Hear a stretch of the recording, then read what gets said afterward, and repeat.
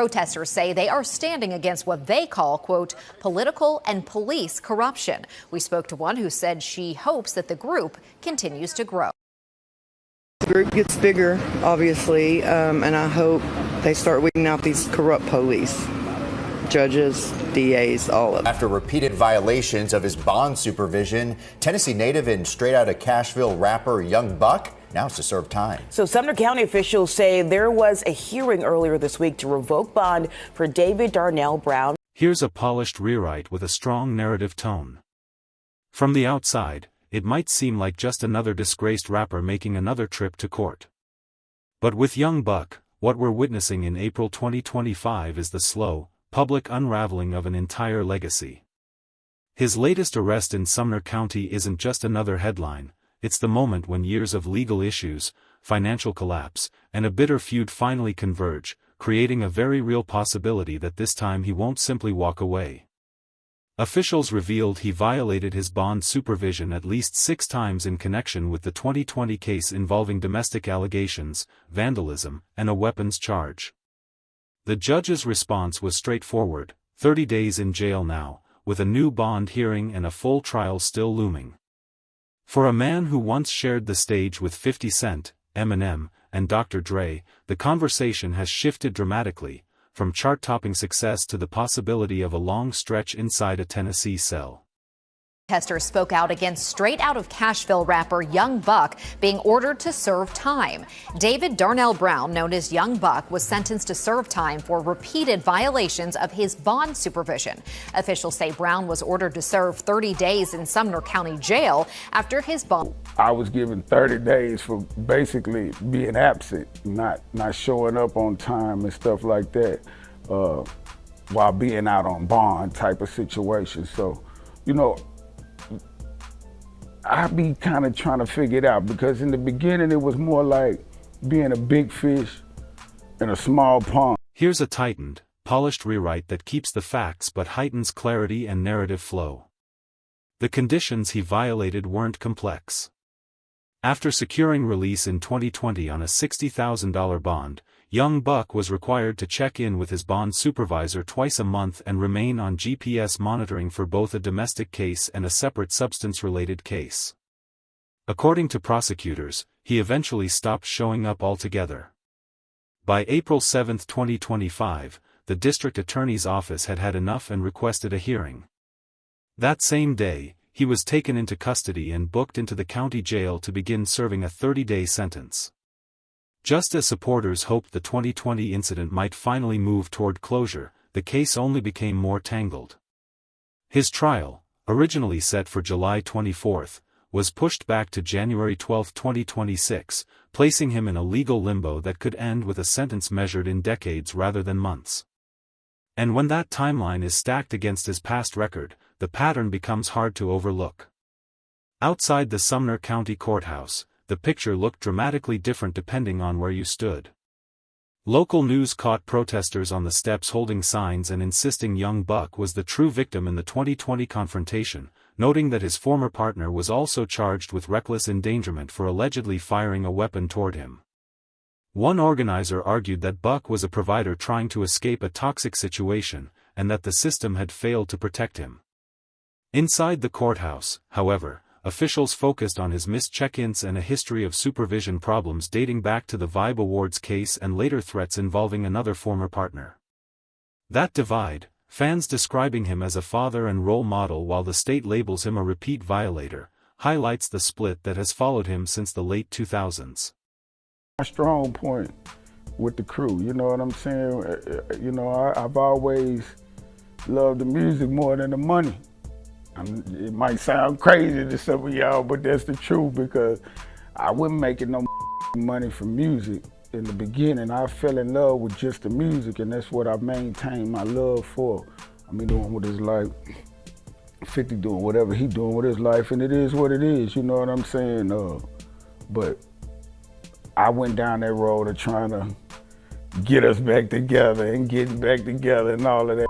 And, you know. Here's a refined, smoother rewrite with stronger flow and clarity while keeping all the facts you included.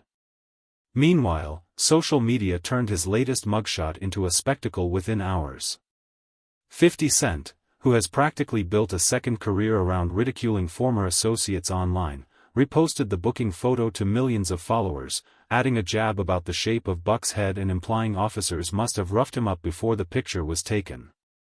It wasn't an isolated joke. It echoed earlier posts where he paired the same image with clips of cartoon characters known for exaggerated features, all to emphasize that his former G-Unit partner had landed in trouble yet again. For anyone who remembers when Buck's name appeared alongside platinum plaques and sold-out arenas, seeing that mugshot turned into meme fodder shows just how dramatically the power dynamic has shifted. And the legal peril is only one part of the fall. By the time he walked back into a jail cell in April 2025, the financial foundation of young Buck's career had already been hollowed out in a way most artists only encounter in cautionary tales. In 2023, after a long and very public bankruptcy fight, court filings revealed he had been forced into full liquidation. Roughly $1.05 million in assets, ranging from his music catalog and studio equipment to cars and jewelry, were put on the table to be converted into cash. Of that total, about $445,000 reportedly went straight to legal fees, leaving around $600,000 to distribute among creditors waiting on unpaid taxes, old business disputes, and a personal claim from a former boss who rarely misses an opportunity to twist the knife. So it's like now I'm in a place where it's like, you know, ain't no sense of talking about it, let me just show you, you know what I mean? So, you know, you can just expect a lot of new music, a lot of new movement. This is the first time I even sit in front of a camera doing an interview in a long time, man, you know. Here's a polished, coherent rewrite that preserves your meaning while strengthening clarity and narrative tone. At the center of that bankruptcy ledger sat a number that fans of both artists instantly recognized as symbolic: $200,690 owed to 50 Cent after a court sided with his version of a disputed $250,000 payment.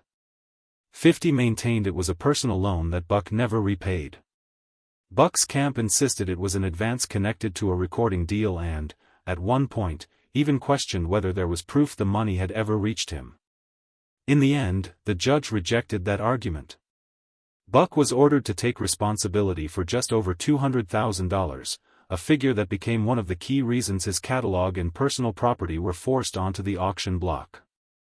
It's difficult to frame that outcome as mere financial mismanagement when the winning creditor is the same man publicly mocking Buck's mugshot and insinuating backstage control over him for more than a decade. That's where the whispers of sabotage begin to sound less like fan fiction and more like a legitimate question.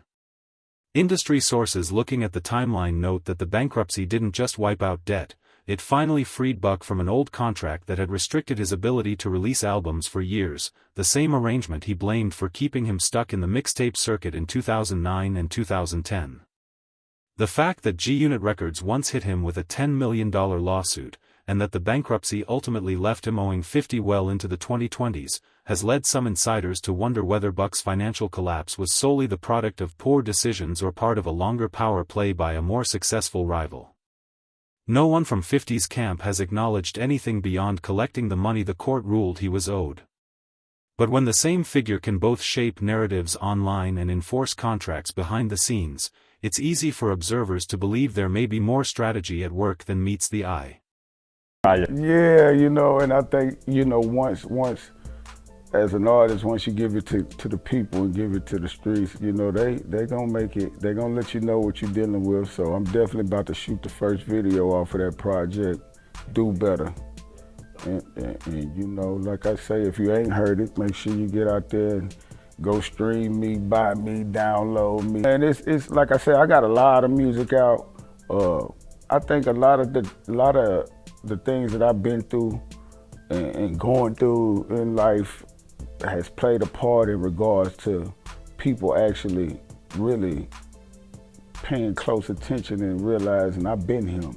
After we had met 50 and he had, you know, made the record with him up here or whatnot, we left New York and went across the country to California. And going across the country to California, we was going on Suge Knight's time. which I didn't have full recognition or full knowledge of what was going on because Juvenile was the one who was spearheading